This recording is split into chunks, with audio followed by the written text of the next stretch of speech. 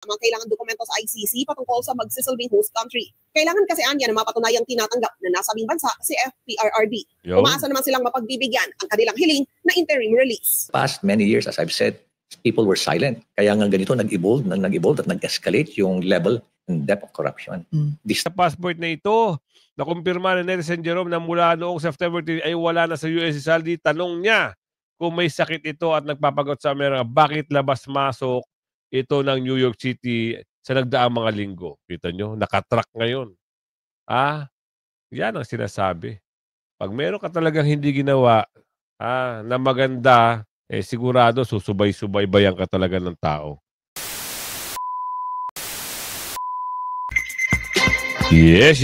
Good morning mga kasama. Nandito naman si Kuya Goods nagbabalik. At syempre, kung di ka pa nakasubscribe sa ating channel, pa-subscribe na lang po at hit mo na rin yung bell para laging updated sa ating mga video. Eto na, matapos itinanggi na wala raw pagpaputok.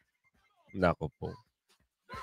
Eto na yung kahit kitang-kita na sa camera, pilit pa rin itinatanggi. No? Wala daw nasawi. Hindi natin alam, kasi ayaw nila ipakita. Pero maraming nakakaalam at maraming nakakita, meron ho. Kahit itanggi pa nila yan, bahala sila. Sila na magdadala niyan. Palalabasin nila na wala, pero meron. Ang problema kasi ganito. Oo. Doon sa managpondo naman, dapat kayong mapanagot. Nadama yung mga kabataan. Alam nyo mga edad? 12, 13, 14, 15. Mga bata. At meron pa nga na, alam nyo yung pinasok yung Sogo, meron pa yung Bolt. Tapos ngayon meron pang balita na pinalalabas nila, tinuturo na naman ako. Galing talaga mag-imbento, no? Kahit sukol na kayo, talagang, nyo. At ito na magandang good news, Magandang good news ito. Mula 30,000 na kanilang mga witnesses, napunta lang sa, inayabang-yabang nyo na maraming kayong ebidensya, marami kayong witness. Ano ang naging kaso? Sigurado, uuwi na si Tatay Digong. Pero saan? Hindi pa nabanggit ni BP Sara kung saang bansa Pero nabanggit niya, meron na hong isang bansang, pag yan pag nandun na talaga, dito na ako magkakaroon ng panahon. Halimbawa na ilipad na si Tatay Digong doon sa sasabihing bansa. Pero for sure, hindi sasabihin yan kasi para sa kaligtasan ni Tatay Digong. Pero makikibalita tayo. Pero dito tayo mga, yun nga, yung bansang tatanggap, at dito, yung naponduhan sa Mindiola, at ito, magandang talakayin ito. Yung pagbubunyag ni Mayor Magalong sa mga bagong mababanggit. Maraming ebidensya ilalabas, At bakit kaya, ang tanong, bakit kaya parang ang Kamara ay ayaw ng pag-imbestigahan? Kasi pag nag-imbestiga sila, maraming madadawit. May kakanta't kakanta Di ba? Ayaw na kasi si Diskaya kumanta, si Bryce kumanta, si Sally kumanta. Meron pa ikakanta dyan. Madadawit yung mga, baka madagdagan pa di umano, yung mga congressman na nabanggit na pangalan. Pero dito tayo, dito tayo sa usapin ng sa Mindiola, pasok mo. Tapos pabulaanan ang nangyaring trahedya sa lungsod ng Maynila, partikular sa lansangan ng Mindiola, kung saan positibong may napaslang ang ilang otoridad na nagpaputok ng baril sa kasagsagan ng riot sa Maynila. DILG Secretary Boying Remulla nahuling araw sa kasinungalingan. Pruwebang may napaslang ang ilang police officials na nagpaputok ng baril. Tinamaan ang ilang netizen at kumpirmadong nasawi. Ayun kita nyo? Kita nyo? Biglang humalundusay. Sa tabi ng posteng pula. Itong viral video na kumakalat na sa social media matapos makumpirmang may nagpaputok ng baril sa hanay ng mga pulis matapos ang riot sa kalsada ng Mendiola sa lungsod ng Maynila kagabi ng September 21. Sa nasabing viral video, inilabas ng ilang mga concerned citizens ang di umano'y totoong nangyari kung bakit nagsimula ang riot sa hanay ng mga pulis laban sa mga protestante sa kalsada ng Maynila. Ayon sa mga nakalat nating impormasyon, nagsimula raw ang nasabing gulo matapos paputukan ng isang pulis ang isang rallyista at tinamaan ito sa leeg. Ayun. Dahilan para di umano'y magtago ito sa kalapit na budget hotels, dahilan para kuyugin ng mga rallyista ang nasabing establishmento at basagin ang mga salamin nito. Ayon sa ilang mga tinderang tila nagulo ng nasabing riot, akala raw nila ay tila sa pelikula lamang posibleng mangyari ang mga ganitong eksena. Ngunit hindi raw nila inaakala na sa sariling mata ng mga residente, nakikita nila ang malapurge na pangyayari kung saan sa kanilang sariling mga mata nasaksihan nila ang isang pangyayaring hindi na nila malilimutan. Na imbes managutin ang mga politikong nagnakaw sa kabanang bayan, mga normal na tao, kapulisan at maging ang kasundaluhan ang tila nagkakasakitan at umabot pa sa isang Pilipinong nagpoprotesta lamang para magkaroon ng katarungan. Ay mismo sa ilang post ng netizen online. Media, ayusin nyo! May pulis na nagpaputok ng baril at may natamaan na bata. Nagtago yung pulis sa Sogo kaya na-trigger ang mga nagrarally at lumaban sila. Ayun naman pala. Kaya naman pala nadamay itong Sogo. Kasi doon tumakbo yung pulis. May nakakita. Siguro, kukuyugin doon tumalilis. Mamang pulis naman, no? Wala tayong magagawa kasi baka dedepensahan niya rin yung sarili niya. Yun nga lang, talagang problema ang ginawa. Malaking problema. Bakit? Doon sumiklab yung mga bagay-bagay na dapat hindi sumisiklab. Diba? Siguro hindi na mapigilan ang galit ng tao, nagbigay ng isang pung. Tumama. Nakita, maraming tao tumalilis ng takbo sa so good, so clean. Ayun. Ayun na. Nagsimula na. Bakit hindi sinabi na, bakit pinatanggi pa rin, di ba? Ito naman mga bayarang stream. Pinapaniwala nyo tao kahit meron na, kaya hindi sa inyo naniniwala ang tao Oo. May magsalita lang dyan na mataas na posisyon para kayong pipit bulag na. Bulag pipit bingi. Wala na. Di ba? Binalita. Nino? Ni Big John. Wala raw nategay. Meron nga no? May pamamaril. Tinamaan sa leeg. Kung sa leeg ka tamaan, sigurado ka na dyan. May mga nagsasabi. Tuloy. Please take this seriously. For those na kakilala nyo na nasa labas pa, please pauwiin nyo na sila. Remind them to not go around U-Belt, Recto, Isitan, Legarda, and Mendiola. If they are stuck in these places, please remind them to prioritize their safety. Kapag may putukan, gawing shield ang mga pader. If they are interrogated, huwag na huwag sasabihing dumalo o hindi sa rally. Pakiramdaman ang question. Most importantly, ipashare ang location nila.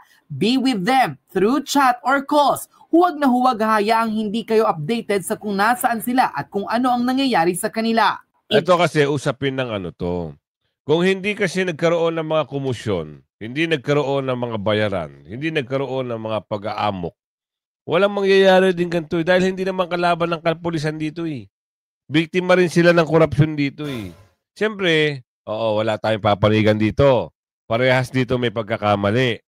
Ngayon, bakit sinabi mo may pagkakamali? Sige, isa-isahin natin, himay-himayin natin Kung hindi ba nangalampag ito at naghahagis ng bote, maayos lang na sana na boses. Di ba? Wala naman sanang, hindi hahantong na ganun. Yung mama siguro, yung mamang pulis, baka nagigipit na, Dahil pinagbabato na siya ng bote di umano. Baka. Kasi hindi naman gagalaw yan eh. Alam ka naman pumutok yan ang pumutok. Oh. Siguro nagipit na siya. Pinagbabato siya ng bote. Oh. Umisa siya. Self-defense ka nga. Oh.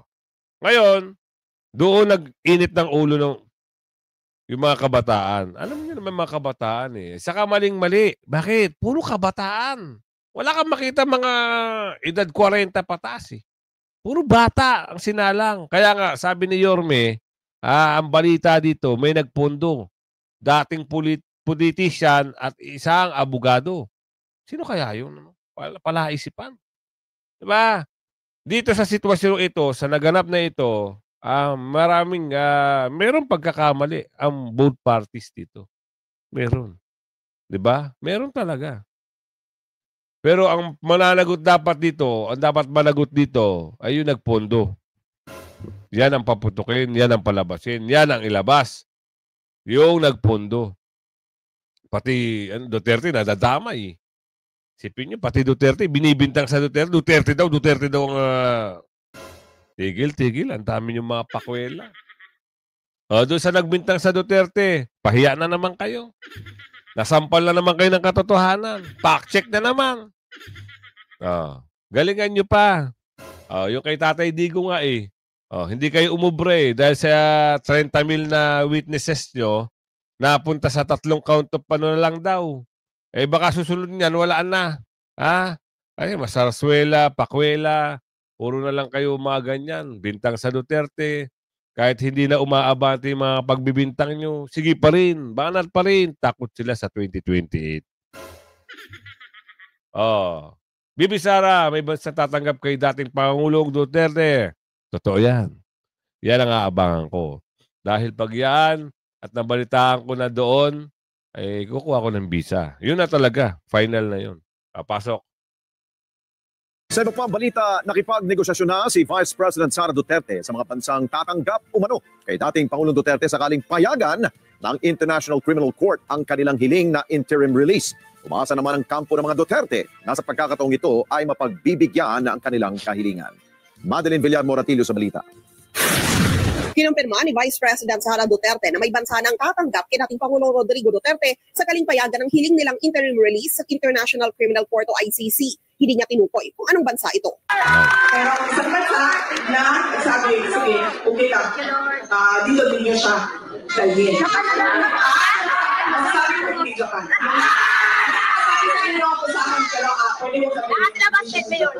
Nasa Japan ngayon si VP Sara para dumalo sa pagtitipon ng mga pro-Duterte doon. Kung maalala niyo, noong siya ay pinasok sa detention unit, medyo nakagalan ang pag-file namin ng interim release. Dahil pinausap namin at naghanap pa ako na tutulong sa akin. Sabi ni VP Sara, personal siyang nakipagnegosasyon sa mga kinatawa ng host country na ito. Dahil wala akong mapagkatiwalaan doon sa Pilipinas, ginamit ko ang aking mga nakilala sa labas ng Pilipinas dahil sa aking trabaho, nakiusap ako sa kanila, tulungan ninyo kami. Naisumit na niya nila ang mga kailangan dokumento sa ICC patungkol sa magsisilbing host country. Kailangan kasi anya na mapatunayang tinatanggap na nasabing bansa si FPRRD. Umaasa naman silang mapagbibigyan ang kanilang hiling na interim release. Yon, kailangan yan. Kasi ano ng petsa na ho ngayon, no? Ngayon yung dapat, anong tawag doon? Yung mga ebidensya, di ba ngayon yun, naka-schedule pero na-postpone. Pero meron lumabas na mga balita na yung 30 mil na sinasabi nilang witnesses nila, tatatlo na lang. Tatatlo na lang. Yung iba, tulog pa. Wala sigurong pondo. At ang bali-balita, si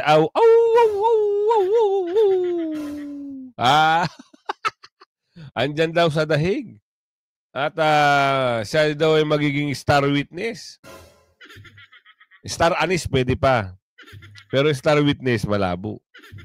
Oo. Huwag nyo kaming pinagloloko mga asong atungal ng atungal. Maatungal lang kayo pag malaki ang lagay. Pero kung kayo sarili nyo kagalaw, wala. Kasi nga, mga bayaran. Kilala nyo ba yung tumakbo ng kalokohan? Tahimik, di ba? walang atungan. Kasi yung boss, wala. Si Bak, tanggal, nag-resign. Sino magpapondo? Walang magpapondo, di ba? Personalidad umano, nagpondo sa gulo sa Mindiola. Ito na yung sinasabi natin eh. Di ba? Nauna nating vlog yan kagabi, kahapon. Talagang ito na. Nasa balita na rin talaga. Pasok. Binunyag po ni Manila City Mayor Isko Moreno na may ilang personalidad na nasa likod ng pagpondo sa mga kabataan ng gulo sa kilos protesta kahapon sa Mendiola. Samantala, umabot naman sa 216 na halos po mga kabataan ang inaresto dahil po sa riot. Kunin natin ang detalye sa live report ni Madeline Villar Moratillo. Mads. Yes, Ari, iniimbestigahan na nga ng mga otoridad kung sino-sino ang mga personalidad na nasa likod ng mga kabataan na nanggulo sa Mendiola sa Maynila kahapon. May mga personalidad na tinitignan ang mga otoridad na hinihinalang nagpondo umano sa grupo na nanggulo sa Mendiola kahapon. May mga sketchy report kami na funded ng isang abogado at isang Filipino-Chinese sa dating politiko. So sa sketchy report, sila yung mga nagpondo sa mga bata. Ang Manila Police District may isang rapper naman tinitingnan na posibleng nag-audio umano sa mga kabataang nanggulo. Pero yung MPD po ba, meron pa kayong tinitignan na personality involved na pwedeng nag-fund sa kanila? Initially, nakuha lang natin doon, base na rin doon sa account mismo ng mga nasa kustodiyan natin. Sila yung mga miyembro ng mga hip-hop gangster, no, na na-influensyahan sila sa isang tinatawag na rapper na individual. No? At hindi mo na natin magiling. Sa datos ng Manila Police District, nasa higit 200 ang naaresto kahapon. Ang mga menor de edad na pasok sa kategoryang child in conflict with the law, inaalam kung naunawaan ang ginawa. Pero yung mga CICL naman, i-check yung kanilang discernment at pag napatunayan na they acted with discernment, alam nila yung ginagawa nila, mananagot sila sa batas. Children at risk, wala talaga tayo magagawa doon, wala silang pananagutan sa batas. Yun na. Alam nyo, magaling ding organization. Alam mo, magaling yung nag-organize nito eh. Alam nila na, sa bagay, nabanggit nga, abogado, dating politician, magaling. Yung utak, ginamit. Bakit? Pag bata ang pinagalaw at pinakilos nila, walang kaso ang bata. Dadaan pa sa mahabang proseso bago makasuhan. Diba? Ipapakustody pa sa DSW diyan. Pag umabot ng 18, June lang pwede sampahan ng kaso. Kaso nga lang, mabuburo ang bata. Pero walang kaso. Diba? Parang ang kaso mo, matutulog ng napakatagal bago sila i-hearing. Hindi sila makakasuhan agad-agad. Hindi kagaya nitong mga 18 pataas, yun na. Mababasahan agad, makukulong agad, kung ano man yung ikakaso sa kanila. Kasi maraming ikakaso rito eh. Ano yung mga pwedeng ikaso? Kasi may pagsisiklab, di ba? Pwedeng arson. Pwedeng pwede yun. Kasi nakita nyo naman yung galaw. Hindi galaw ng normal na tao. Kasi may yung galaw na paninira, alam niyo yung mga ganon, hindi ginagawa ng normal na tao yan eh. Magaling yung nagturo. Kaso nga lang, yung nagturo, aalamin kung sino. Pag yan nalaman kung sino yan, yari ka. Pati ba naman na Maynila, sasama mo pa sa inaayos ang Maynila, pinagaganda ang Maynila. Kasi iyan ang pinakasentro modelo ng Pilipinas. Kaya nga Maynila ang pinaka-national capital region. Ang capital ng Pilipinas, Maynila. Ganyan ang gagawin. Inutusan mo mga bata. Ilang civil liability, mga magulang nila. Sa gitna naman ng malakas na buhos ng ulan, nasa labas lang ng headquarters ng MPD ang kaanak ng mga naaresto. Giit nila, nagkamali umano ng nadampot ang mga pulis. Nanonood lang daw po siya ron eh. Tapos, wait kuya. Asan ka ba nung mga naganap yung mga pangyayari? Bakit hindi mo nasubaybayan yung anak mo? Nanunood? Hindi pwedeng nanunood. Kasi kaguluhan yun. No, kung nanunood ang anak mo, bakit napasama siya doon sa pagdampot? Iba ang nanunood. Iba ang nakikisawsaw. Hindi naman uhulihin basta-basta dadamputin lang eh. Baka nakitaan na merong pagbato, merong pagganto, merong pagganon. Kung nanonood dyan, dapat hindi yung tamang venue para panoorin yung mga ganung bagay. Dapat, kung may nakita ka mga kumusyon, alis ka na, eskerda ka na, tago ka na, para hindi ka madamay. Yun ang malaking pagkakamali. Tuloy! May huli na sila, lahat ng nakatayo doon sa Mindiola. Pinag-uhuli na. Ang bait po yun, basketball lang po hilig nun sa computer. Kaya nadala ng mga kaibigan na manood doon sa mga nagrarally. Ayan, nahuli. Siya nahuli kasi hindi niya napansin na nagkakahulihan na doon. Si Patricia naman nag-aalala dahil mula nang maaresto ang mister, hindi pa raw niya ulit ito nakikita. Natatakot na rin po kami, lumilipas po yung oras eh. Baka po ano na pong ginawa nila. Tsaka nangamba po ako, may dugo po kasi yung ng asawa ko. Eh hindi naman po nakipag-away yun. Kaya dito na ako. Sabi na maligaw yung mga naaresto. Normal yun kasi sabi nga natin claim ng mga kamag-anak yun, normal yun at naiintindihan natin yun. Pero sabi nga natin sa part kasi natin, nakita naman natin na ginawa natin yung maximum tolerance at yung nakita natin wala kaming uhulihin na walang direktang kinalaman doon sa mga pangyayari. Nakita natin na may mga grupo talaga. Nagrally rin ng ilang militanteng grupo dahil ginigiit nila na mali umano ang iba sa naaresto ng mga otoridad. Sa datos ng NPD, nasa 75 pulis ang nasugatan sa gulo kahapon. 17 rito ang na-admit sa iba't ibang ospital.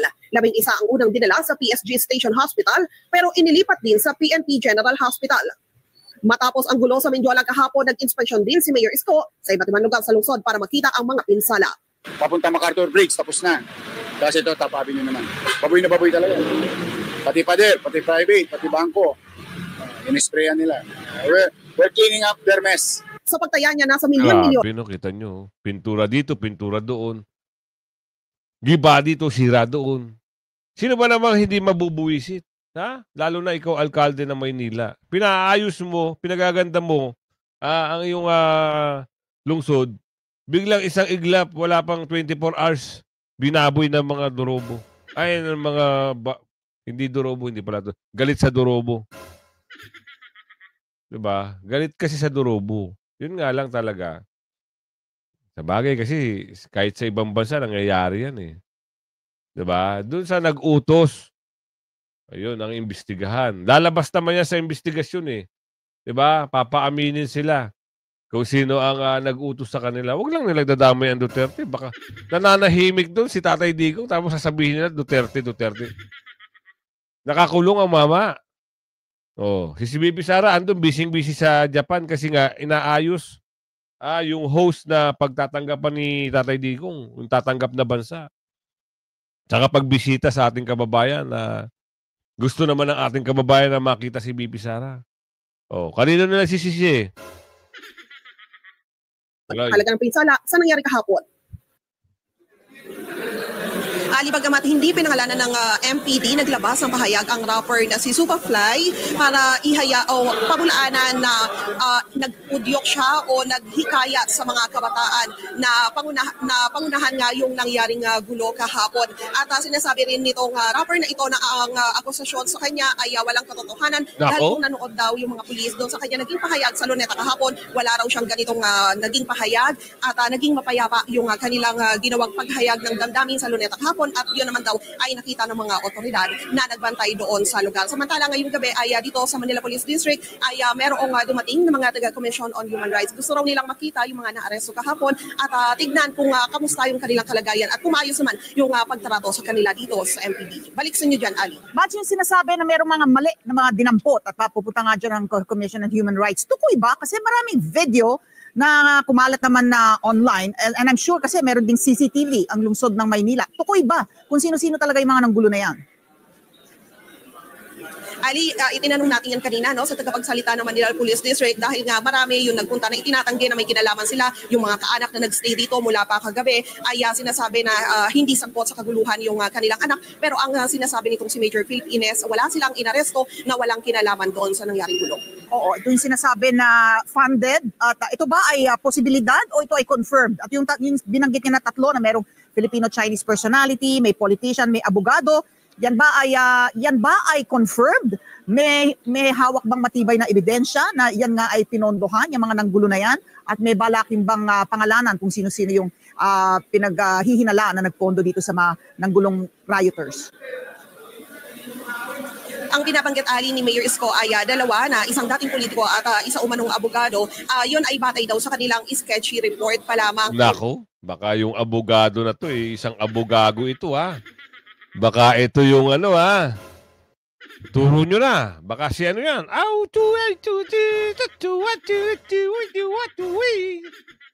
Baka yan yan, ha? Pangalanan nyo na para makasuhan na agad-agad. Ituro na. Grabe, magkano kaya bayad sa mga bata? Kung nagkataon, di umano, magkano kaya? Pati ba naman bata, dadahaman nyo pa sa mga kalokohan? Sa bagay ang bata, nasisilaw yan sa 1,000, 2,000, kasi malaking pera na sa kanila yun eh. Pero kung isusubo nyo sa kaguluhan ito, dahil sa parang sariling interest nyo, tigilan nyo yan. Hindi kayo tatanggapin sa taas. Oo, nakatala na kayo. Kayo ay mga dapat sa ilalim ng lupa. Doon sa mainit. Yung sa lumalagabagbag na apoy. Ano daw? Lumalagabyab na apoy. Pag kayo napatunayan na kayo nag-utos dito sa mga kabataang ito, naku. Matapos ang protesta, 101 interview ito kay Mayor Magalong. Kasi, di ba merong si Robin, may balita daw na, ano nyo naman yun eh. Di ba, na si Mayor daw ay bumaligtad. Hindi! Huwag nyo kagad. Kung meron kagad kayong wala pa kayong ebidensya. Ito nga yung nag-aano ng mga tawag dito. Sinusunsun niya yung mga flood control, yung mga ghost project. Baka siguro na-reactionan niya lang. Tuloy. Punta po kayo doon. Well, alam mo kasi for the past many years since I became mayor, isa sa mga pinaglalaban ko kasi is kailangan magsalita ang tao, no? Because that's the only way we have to, really convey yung ating mga sentiment. No? At we have to simply do what is right. At itong nangyari kanina, natutuwa ako dahil for the past many years, as I've said, people were silent. Kaya nga ganito nag-evolve at nag-escalate yung level and depth of corruption. This time, naging meaningful sa akin dahil people are starting to talk. People are speaking up and speaking out. You were the first to actually expose the corruption sa pagbibigay ng budget sa mga LGU, 777. At binatikos pa kayo doon, diba? Ngayon nagbago na ang speaker. Are you hopeful? Do you believe there's change? Sa akin naman is, I will always give the new leadership the benefit of the doubt. Sana magkaroon ng transformation at sana maging totoo sila. At sana may makita tayo pagbabago. In-appoint kayo na special advisor sa ICI. Ano bang trabaho niyo doon, sir? Well, ang binigay sa akin na task is to become a special advisor and at the same time, investigator. Kaya nga, napaka-challenging kasi hindi ko akalain na ganun pala overwhelming. So overwhelming yung reports na natatanggap namin. It's all over the country. At sa isang lugar pa lang, talagang napakaraming projects talaga na alam mo na corruption ridden. Kaya challenging for an investigator to really gather all these pieces of evidence. But what is the power of the ICI? Kumbaga, pwede ba kayo magsabida? Pwede ba kayo magpatawag ng kongresista? Yeah, you mentioned it. May power kami nun. Kahit senador? Yes, anyone. Our job is to investigate and to file cases.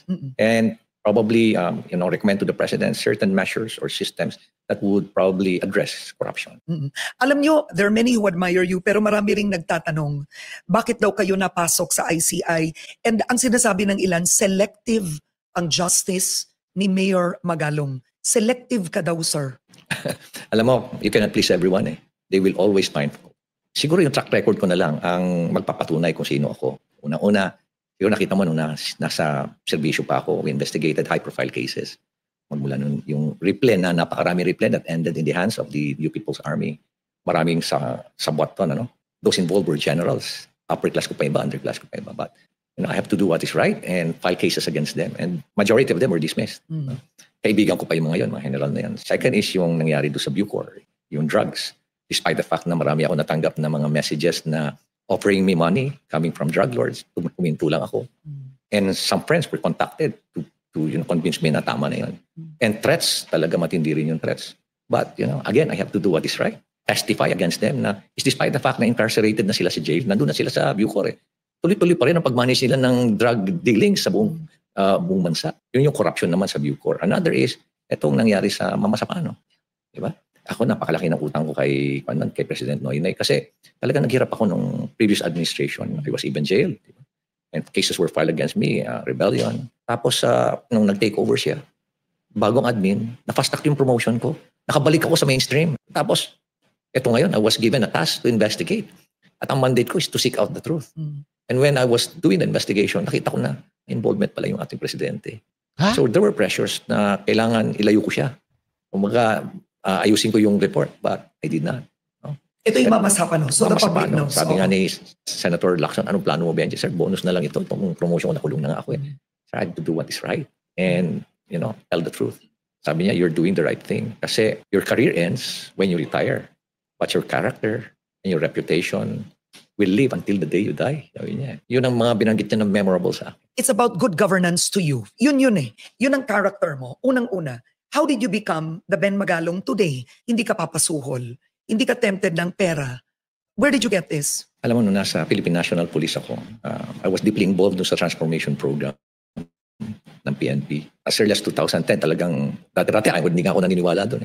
But then, when I started to learn the dynamics of the transformation, tumaas yung buy-in ko. Hindi yung buy-in ko that eventually I became the head of the transformation program for 2 years. Talagang isa nga sa mga ina-atake ko noon is, why is it na every time na ma-transfer yung mga generals sa iba-ibang mga unit, dala-dala nila yung kanilang mga finance at mga controllers nila? Bakit ganun, sabi ko? At why is it na hindi kayo transparent sa inyong mga pondo? Dapat yun, dinedeclare nyo yun at regularly nire-report nyo yun sa inyong mga personnel during command conferences. Dapat open kayo dyan. So yun ang mga programa ko. And when we became mayor, by the way, bago ako naging mayor, napunta pa ako sa corporate. I was the senior vice president for operations ng biggest steel company, Steel Asia. And I learned a lot. Yan Medyo mahaba kasi itong one-on-one interview ni Mayor Magalong. Pero siyempre, magiging transparent at hahanapin ang katotohanan. Ganon din yung ginawa niya yung panahon ni Noy P.